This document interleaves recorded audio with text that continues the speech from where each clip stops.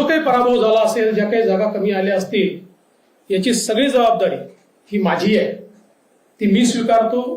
मी स्वतः याच्यामध्ये कमी पडलेलो आहे आणि ती कमतरता भरून काढण्याचा प्रयत्न पूर्णपणे करणार आहे.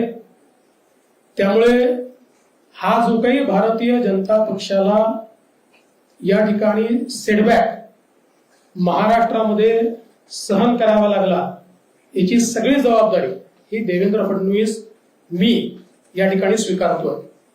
आणि मी पक्षाला एक विनंती अजून करणार आहे.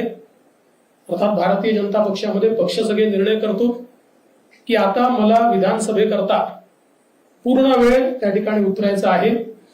त्याच्यामुळे मी भारतीय जनता पक्षाच्या शीर्षस्थ नेतृत्वाला ही विनंती करणार आहे की त्यांनी मला सरकारमधनं मोकळं करावं आणि पक्षामध्ये पूर्ण वेळ काम करण्याची त्यांनी संधी द्यावी, जेणेकरून ज्या काही कमतरता राहिल्या आहेत त्या कमतरता पूर्ण करण्याच्या दृष्टीने मला माझा पूर्ण वेळ देता येईल. अर्थात बाहेर राहिलो तरी सरकारमध्ये जे काही आम्हाला करायचं आहे ते आमची टीम करेल, त्यांच्यासोबत मी असणारच आहे.